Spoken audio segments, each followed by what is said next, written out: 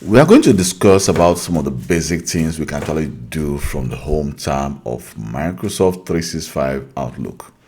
So I'm using the Microsoft 365 Outlook, which was downloaded from office.com. Of course, an E5 license has been assigned to me, or probably maybe an E3 license has been assigned to you, or the Office is actually being pushed or installed through your company portal.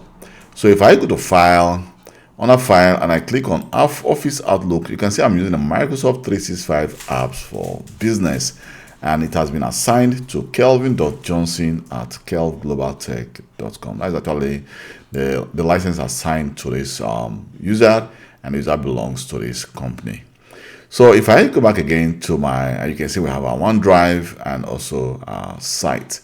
And if I go back again, here you can see, first of all, you can see the home tab, the send receive folder, and view. I'll be discussing about the home tab, and next time we can discuss about the send receive folder and view. So let me just take it step by step. First, if I go to file here, you can see, for example, we have some options to open and export, save as, print, and then we can do automatic replies. We have tools, manage rules and alerts, and also manage add-ins. We can update our license, and we can also go to options. But if I go to my home tab, first of all, you can see we have the new email. If I click new, it's going to open and start a new email conversation where I can decide to actually start typing and start searching for users, and then start typing my email. But we can decide to click on new item, and here you can see we can actually do new email message, because by clicking on this plus sign, it's going to take us directly to the new email. But if I click on new email, we can decide to go for a new appointment, for example, a new meeting, new group, new contact, and we can actually create new task. We also have a Teams meeting. So if I click, for example, new meeting, it's going to ask me if I want to plan a meeting. Then we can decide to actually say, well, I want to plan a meeting, schedule a meeting. We can decide to go for schedule assistance and also add attendance. And here we can also do schedule a Teams meeting as well, which of course is going to give me, if Teams is installed on this device, it's going to actually schedule the team meetings with the, we can actually just, for example, let me just say, let's call this sales 001. And then required is going to ask you, who do you want to actually invite for this meeting? I can actually invite James.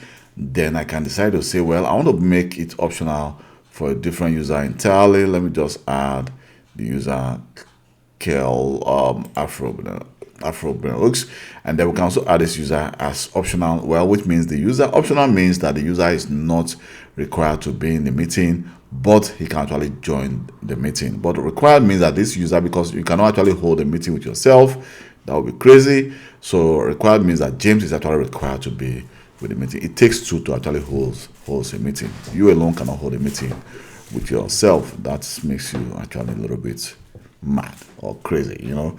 So, well, let me just cancel that for now. I don't want to actually, don't save. Okay. Then if I decide, also if I click the plus sign here, you can see we have more items. We can actually go for the contact group, task request, internal files, or choose form. And here we have Skype meeting. So I don't have Skype installed on this device. If I click Skype meeting, you can see I'll be receiving an error message because there is no Skype installed on this device. Then we have the under delete. You can see we have, for example, I can actually ignore. I can do a cleanup conversation. Let's say you have hundreds of conversation on this folder in your inbox. We can actually do a cleanup conversation. For example, you can say all redundant message in this folder, or we can actually go to settings to do some more advanced cleanup. So let me just cancel that for now and click cancel. Then also we can also block sender. If, for example, you don't trust a specific sender, we can actually block it. We can say, well, never block sender. We can actually decide to click it and click OK.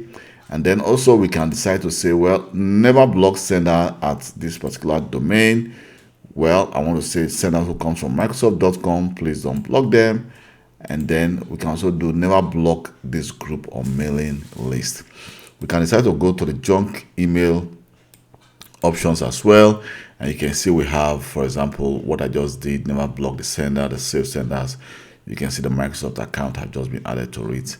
and we have our safe recipient. We can also add the recipient email address. We can also, if we have some block senders, we can do that manually if we want. And here you can see we can block top level domain list or block encoding list. Block top level domain list if, for example, you want to block a specific domain. It's telling you here, for example, .ca.ms or .us, you want to block this. So any email coming from anyone that have a .us will be automatically blocked. I think you don't actually want to do that, except you are receiving a lot of mails from a specific country which you believe you will never have business with. Then we also have, for example, the respond. You have the opportunity to reply. So if you are replying, it's going to actually reply to a single user. And if, for example, when I click reply all, you can see if, for example, a mail has been sent to different users, and all the users actually, or these users reply, they want to reply, or it's going to reply to all the users in that email. So if you have multiple, let's say you have multiple users here, it's going to reply to all the users. We can actually forward this mail to a new user. For example, if I click forward, which means forward means that you're going to forward it to somebody who is actually new and is not in that communication. So by forwarding it, you're going to forward it to the user, and every information will be listed there. But we can decide to actually just say, well, I want to delete all the information and just put in new information, and the new information will be forwarded to that user. So let me just discard that. And then we also have meetings. We can decide to actually click on meetings, and you can see that by clicking on meetings, that email will be automatically turned to a meeting, and the required will be the email address which is actually in that sent you that mail. So which means that if, for example, someone sent you a mail and you want to actually plan a meeting with that email the person sent to you, what you just need to do is to click on meeting, and automatically a meeting will be planned with that user using the same mail the user sent to you. They also have more. We can also forward this as attachment as well. You can see it's going to be an attachment. The mail will just be included, and then we can actually forward this to a specific user and then add some notes. We cancel that. And we also have, for example, I can also share this to Microsoft Teams. For example, you want to share it with a specific user. So you can see it's trying to actually open Teams on this device. But if you don't have Teams installed, definitely you can say I cannot type the name of the user, and then we can decide to actually share it with a specific user. Also, we also have some quick steps. For example, I can move this to, if, for example, you've actually created some other folders, we can actually move this to a specific folder. At this moment, I don't have any folder. I'm just going to cancel that. You can see we can also go for a team email. It says, well, first time setup, we don't have to do, I don't want to do that right now. And also we can also click done, which means that we are done with this email. Then if I click here, you can drop down list. You can see we still have some, for example, the new quick step, move to a folder. I can categorize this mail. I can flag this mail, for example, we can flag it and say, well, let me choose a different flag. I want to flag it for this week, and I'm going to receive a notification. We can actually click option to get more options. You can see just from the home tab, we can actually do a lot. But sometimes most users don't actually do. They only just click on new email, or they do reply or reply all. That is it. They don't even check. For example, we have the move. So we can move to other folders. I can move this mail to other folders if you have other folders there. For example, let's say I want to create new folder. Let me just call this test 001. And we can decide to say, well, I want to move this email to test 001. You can see, or other folder. Other folder, you can see we have the test 001 to archive or to deleted items as well, because also a folder. But at the same time, we can actually decide to say, well, I want to actually copy to a folder. I can copy to a folder, which means if I go now to my test 001, we have a copy there, and we still have this mail in our inbox. But at the same time, we can decide to say, well, always move message in this conversation to, we can decide to always move message from this email address to test 001, and then it will actually be moved. But mind you, let me just actually bring it. You can see we now have it doubled. So let me just bring it back there. So, and then again, if I go back again to my inbox, Here we go. So we have also some rules. I can decide to actually create rules and say, well, if it comes from Microsoft Azure, the subject is sent. I should be able to send it to me only. So we also have some options. So I'll be showing you in different video how to create rules. And then we also have the send to OneNote. We can actually send this to OneNote. We can actually make it on read. You can see it has turned to an unread message. We can actually categorize this to actually be read. I want to say, well, red category. I don't want to put any short key. You can see it's going to be red category. So you can actually categorize your mail into different color. And also we can actually follow up on this mail. Let's say, for example, I want to follow up on this mail tomorrow because I think it's very, very important. Or we can decide to do a custom follow-up. I can say, well, I want to start date, which is, let me just start, which is on the 8th. And then I want to make sure that the due date for this project is going to be 15, because this is a mail, kind of a mail that was sent to me for a follow-up. So we can actually put a due date, and then I want to put a reminder. Say, well, remind me on the 9th by 4 p.m. And then I'll click OK. By doing that, you can see it has just been, the mail has just changed. So, well, we can decide to actually also do some following. We can, just like I did, actually clear the flag, and you can see the flag has been cleared. And here we have groups. We can decide to actually create new groups based on this mail. We can browse groups as well. At this moment, I don't think we still have just one group we've created. That's the test01. Not the test, this is actually a folder, but it's a group we created in Office 365. Then we also have our address book. You see our address book are all the users in our company, and you can see all the different users that have an email address. But mind you, I have a lot of users actually, but these are users with an email address, who users that have license. And we also have some of the test group we created.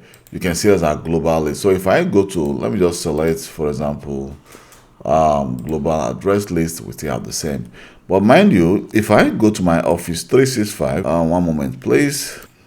So if I go back again to Azure, you can see in Azure we have a lot of users in this company, but we only have few users. If I go back again to my Office 365 account, and let me just cancel that of James, and so here we can see we only have few users with license. You know, we don't have a lot of users that have the Microsoft 365. We have Paul, we have Nora, we also have Kelvin, and then we also have the Afro. Then if I go back again to my account, let me just go back to my account. Here you can see we have Nora, Paul, and Afro. These are only the users that have the right last license, and which of course the license grant them access to email address, which means they have the right email address. So I want to close that for now. And also we can also filter our email. I can actually filter for unread email. I can categorize my mails. I can flag mails which are important mails, flag mails, or I can actually filter on sent to, and we can actually have more filters. You can see we have more filters there. I can decide to actually filter on this. So, you know, it is actually best to, when you have we are using Microsoft 365, it is actually good to actually play with it sometimes, because if you don't play with it, you may not know some of the tools you have that can be of very, very important to you during your work activities, or even if you are working using it as your personal email address. For example, we also have of all apps. I can decide to click all apps. You see you have the Teams, Viva Insight, and Send OneNote, and we can reply with scheduling poll. I think this is actually new to Microsoft Outlook as well. So we can actually reply with scheduling poll, but I'm not going to go into details for now. So I'm going to try to stop this video, not to make this video that too long. So I'll be making a different video on the send, receive folder, receive, and the folder and view. But for now, this is actually what you can actually do from the home tab. So what you can actually do right now, let me just give you a small assignment. Take, if it's just 5 or 10 minutes of your day, because this is going to take more of your time. You can actually spend hours trying to actually figure out how all this works. It is better to actually do it practically. Try to do it when you are actually free, Then when you are at your workplace, you can actually then put it into practice.